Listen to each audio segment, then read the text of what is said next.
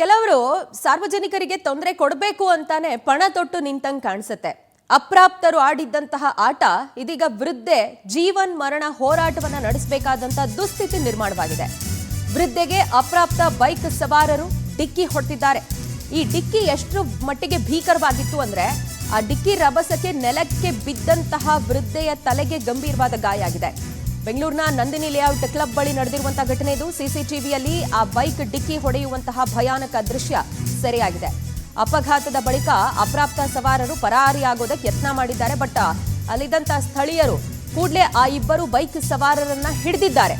Nandini layout ಸ್ಟೇಷನ್ನಿನ ಪೊಲೀಸರ ವಶಕ್ಕೆ ಆ ಬೈಕ್ ಸವಾರರನ್ನ ಕೊಟ್ಟಿದ್ದಾರೆ. ಬಟ್ ಸ್ಟಿಲ್ ಲಿಮಿಟೇಷನ್ಸ್ ಇದೆ ಇಲ್ಲಿ. ಆ ಜ್ಯೂರಿಸ್ಡಿಕ್ಷನ್ ರಾಜಾಜಿನಗರ ಸಂಚಾರಿ ಠಾಣೆಯಲ್ಲಿ ಪ್ರಕರಣ ದಾಖಲಿಸೋದಕ್ಕೆ ಚಿಂತನೆಯನ್ನು ನಡೆಸಲಾಗ್ತಾ ಇದೆ. ಬಿಕಾಸ್ ಆ ರೋಡಿನ ಲಿಮಿಟ್ಸ್ ರಾಜಾಜಿನಗರ ಸ್ಟೇಷನ್ಗೆ ಬರುತ್ತೆ ಅಂತ ಹೇಳಿ ಗೊತ್ತಾಗ್ತಾ ಇದೆ. ಸದ್ಯ ಅಪ್ರಾಪ್ತರಿಗೆ ಬೈಕ್ ಕೊಟ್ಟ ಹಿನ್ನೆಲೆ ತಂದೆ ಮೇಲೆ ಎಫ್ಐಆರ್ ಮಾಡುವಂತಹ ಸಾಧ್ಯತೆಗಳು ಗೊತ್ತಾಗ್ತಾ ಇದೆ. ಅಪಘಾತ ಮಾಡಿದಂತಹ ಬೈಕ್ ಅನ್ನ ಟ್ರಾಫಿಕ್ ಪೊಲೀಸರು ಸೀಸ್ ಮಾಡಿದ್ದು ಸಿಸಿ ಕ್ಯಾಮೆರಾ ವಿಜುವಲ್ಸ್ ಅನ್ನು ಗಮನಿಸ್ತಾ ಇದ್ದೀವಿ. ನಿನ್ನೆ ಸಂಭವಿಸಿರುವಂತಹ ಭೀಕರ ಅಪಘಾತ ತಾನಾಯ್ತು ತನ್ನ ಪಾಡಾಯ್ತು ಅಂತ ಹೇಳಿ ವೃದ್ಧೆಯೊಬ್ಬರು ನಡ್ಕೊಂಡು ಹೋಗ್ತಿರ್ತಾರೆ. ಇಬ್ಬರು ಬೈಕ್ ಸವಾರರು ಯಾವ ರೀತಿ ಹೋಗ್ತಿದ್ದಾರೆ ನೋಡಿ. ಅಲ್ಲಿ ಹೆಲ್ಮೆಟ್ ಹಾಕೊಂಡಿಲ್ಲ ಅವರಿಬ್ರು.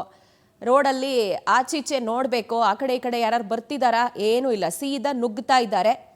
ಆ್ಯಂಡ್ ಹೀಗೆ ಬಂದಂತಹ ಇಬ್ಬರು ಅಪ್ರಾಪ್ತರು ರಸ್ತೆ ಬದಿಯಲ್ಲಿ ತನ್ನ ಪಾಡಿಗೆ ತಾನು ನಡ್ಕೊಂಡು ಹೋಗ್ತಿದ್ದಂತಹ ವೃದ್ಧೆಗೆ ಗುದ್ದಿದ್ದಾರೆ. ಆ ಡಿಕ್ಕಿಯ ರಭಸಕ್ಕೆ ಆಕೆ ಕೆಳಗೆ ಬಿದ್ದಿದ್ದಾರೆ. ಆ್ಯಂಡ್ ಆಕೆ ತಲೆ ಗಂಭೀರ ಗಾಯ ಆಗಿದ್ದು ಸದ್ಯ ಆಸ್ಪತ್ರೆಯಲ್ಲಿ ಚಿಕಿತ್ಸೆ ಪಡಿತಿರುವಂತಹ ದೃಶ್ಯವನ್ನು ಕೂಡ ಗಮನಿಸ್ತಾ ಇದ್ದೀವಿ ನೋಡಿ. ರೋಡಲ್ಲಿ ಸೈಡಲ್ಲಿ ಹೋಗ್ತಾ ಇದ್ದಾರೆ. ಇನ್ನೆಲ್ಲ ಹೋಗ್ಬೇಕು ಅವರು, ಪಾದಚಾರಿ ಆಗಿದ್ದವರು. ಆಕೆ ಅಷ್ಟರ ಮಟ್ಟಿಗೆ ರೋಡಲ್ಲಿ ಸೈಡಲ್ಲಿ ಹೋಗ್ತಿರುವಂಥ ಸಂದರ್ಭದಲ್ಲಿ ಕೂಡ ಇವರಿಬ್ಬರು ರ್ಯಾಶ್ ಡ್ರೈವ್ ಮಾಡ್ಕೊಂಡು ಬಂದು ಆಕೆಗೆ ಗುದ್ದಿದ್ದಾರೆ. ಈ ಥರ ವಯಸ್ಸಲ್ಲದ ವಯಸ್ಸಿನ ಮಕ್ಕಳಿಗೆ ಪೋಷಕರು ಬೈಕ್ ಯಾಕೆ ಕೊಡ್ತಾರೆ ಅನ್ನುವಂಥದ್ದು ಕೂಡ ಇಲ್ಲಿ ಪ್ರಶ್ನೆ ಆಗುತ್ತೆ.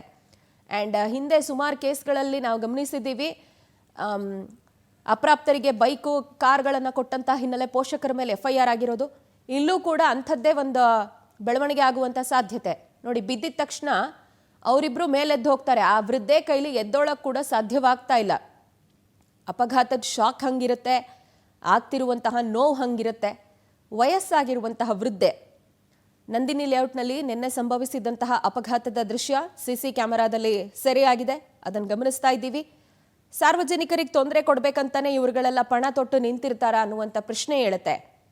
ಇವ್ರ ಜಾಲಿ ರೈಡು ಮತ್ತೊಬ್ಬರ ಜೀವನದ ಡೆತ್ ರೈಡ್ ಆಗಿ ಪರಿಣಮಿಸ್ಬಿಡುತ್ತೆ.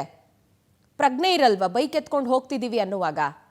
ಶೋಕಿ ಮಾಡೋದಕ್ಕೆ ಗಾಡಿ ಓಡಿಸ್ಕೊಂಡು ಹೋಗಿ ಕಂಡವ್ರ ಜೀವಕ್ಕೆ ಕಂಟಕ ತಂದಿಡ್ತಾರೆ ಅಂತ ಹೇಳಿದ್ರೆ ಮನೇಲಿ ಹೆಂಗೆ ಬೆಳೆಸಿರ್ತಾರೆ ಇವ್ರನ್ನ ಅನ್ನೋ ಪ್ರಶ್ನೆ ಕೂಡ ಬರುತ್ತೆ. ಪೋಷಕರ ನಿರ್ಲಕ್ಷ್ಯತನ ಕೂಡ ಇಲ್ಲಿ ಎದ್ದು ಕಾಣುತ್ತೆ. ಡೀಟೇಲ್ಸ್ ಕೊಡ್ತಾರೆ ನಮ್ಮ ಪ್ರತಿನಿಧಿ ವೆಂಕಟೇಶ್. ದೂರವಾಣಿ ಸಂಪರ್ಕಕ್ಕೆ ನೇರ ಸಂಪರ್ಕಕ್ಕೆ ಸಿಗ್ತಾ ಇದ್ದಾರೆ. ವೆಂಕಟೇಶ್, ಸದ್ಯ ಆಸ್ಪತ್ರೆಯಲ್ಲಿ ಜೀವನ್ ಮರಣ ಹೋರಾಟ ನಡೆಸ್ತಾ ಇರೋ ವೃದ್ಧೆಯ ಪರಿಸ್ಥಿತಿ ಆ್ಯಂಡ್ ಪೊಲೀಸರ ಇನ್ವೆಸ್ಟಿಗೇಷನ್ ಆ್ಯಂಗಲ್, ಕಂಪ್ಲೇಂಟ್ ರಿಜಿಸ್ಟ್ರೇಷನ್ ಕುರಿತಾಗಿ ಡೀಟೇಲ್ಸ್ ಕೊಡೋದಾದ್ರೆ. ಪ್ರಜ್ವಲ, ಪೊಲೀಸರು ಸಾಕಷ್ಟು ಬಾರಿ ಕೂಡ ಒಂದು ಸೂಚನೆಗಳನ್ನು ಮತ್ತೆ ಕಾನೂನನ್ನು ತಂದಿದ್ದಾರೆ. ಅಂದರೆ ಅಪ್ರಾಪ್ತರ ಕೈಗೆ ಬೈಕ್ಗಳನ್ನು ಕೊಡಬಾರ್ದು, ಈ ರೀತಿಯಾಗಿ ಏನಾರು ಕೊಟ್ಟರೆ ಅವ್ರ ವಿರುದ್ಧ ಕೇಸನ್ನು ದಾಖಲಿಸ್ತೀವಿ, ಅಂದರೆ ಬೈಕ್ ಯಾರು ಕೊಡ್ತಾರೆ ಅವ್ರ ಪೋಷಕರ ವಿರುದ್ಧ ಅಂತ ಹೇಳಿ ಸಾಕಷ್ಟು ಬಾರಿ ಜಾಗೃತಿಗಳನ್ನು ಕೂಡ ಮೂಡಿಸಿರ್ತಾರೆ. ಆದರೂ ಕೂಡ ನಿನ್ನೆ ಇಬ್ಬರು ಅಪ್ರಾಪ್ತ ಬಾಲಕರು ಒಂದು ಎಲೆಕ್ಟ್ರಿಕ್ ಬೈಕನ್ನು ತೆಗೆದುಕೊಂಡು ನಂದಿನಿ ಲೇಔಟ್ನ ಕ್ಲಬ್ ರಸ್ತೆಯಲ್ಲಿ ವೇಗವಾಗಿ ಬರ್ತಾ ಇರ್ತಾರೆ. ನಡೆದುಕೊಂಡು ಹೋಗ್ತಾ ಇದ್ದಂತಹ ವೃದ್ಧೆಗೆ ಒಂದು ಹಿಂಬದಿಯಿಂದ ಡಿಕ್ಕಿ ಹೊಡಿತಾರೆ. ಪರಿಣಾಮವಾಗಿ ಆಕೆ ಕೆಳಗಡೆ ಬೀಳ್ತಾರೆ. ತಲೆಗೆ ತೀವ್ರವಾದಂಥ ಪೆಟ್ಟಾಗುತ್ತೆ. ತಕ್ಷಣ ಸ್ಥಳೀಯರು ಅದನ್ನು ಗಮನಿಸಿ ಅವರನ್ನ ಆಸ್ಪತ್ರೆಗೆ ಸೇರಿಸುವ ಒಂದು ಕೆಲಸವನ್ನು ಮಾಡ್ತಾರೆ. ಅದಾದ ಬಳಿಕ ಅವರಿಗೆ ಚಿಕಿತ್ಸೆಯನ್ನು ಕೊಡ್ತಾರೆ. ಇನ್ನು ಈ ಅಪಘಾತವನ್ನು ಎಸ್ಕೇಪ್ ಆಗೋದಕ್ಕೆ ಮುಂದಾಗಿದ್ದಂಥ ಇಬ್ಬರು ಅಪ್ರಾಪ್ತ ಬಾಲಕರು ಇರ್ತಾರೆ. ಅವರನ್ನು ಕೂಡ ವಶಕ್ಕೆ ಪಡೆದು ವಿಚಾರಣೆ ಮಾಡ್ತಾರೆ, ಯಾರು ಎಲ್ಲಿನವರು ಅಂತ ಹೇಳಿ.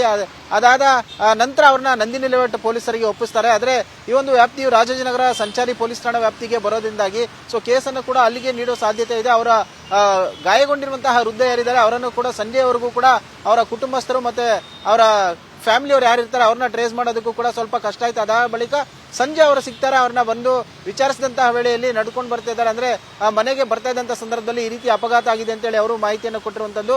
ಸದ್ಯ ಈಗ ಬೈಕನ್ನು ಕೊಟ್ಟ ಹಿನ್ನೆಲೆಯಲ್ಲಿ ಅವರ ಪೋಷಕರ ವಿರುದ್ಧ ಕೂಡ ಎಫ್ಐಆರ್ ಆಗೋ ಸಾಧ್ಯತೆ ಇದೆ. ಈಗ ಅವರು ಗಾಯಗೊಂಡಿರುವಂತಹ ವೃದ್ಧೆ ಆಸ್ಪತ್ರೆಯಲ್ಲಿ ಚಿಕಿತ್ಸೆಯನ್ನು ಪಡಿತಾ ಇದ್ದಾರೆ. ಅವರ ಮನೆಯವರು ಕೂಡ ಈಗ ದೂರನ್ನು ಕೊಡೋದಕ್ಕೆ ಮುಂದಾಗಿರುವಂತಹದ್ದು.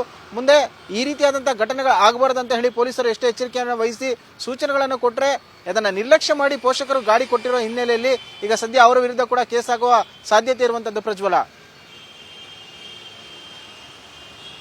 ಫೈನ್ ವೆಂಕಟೇಶ್, ಥ್ಯಾಂಕ್ ಯು ತಮ್ಮೆಲ್ಲ ಡೀಟೇಲ್ಸ್ಗೆ.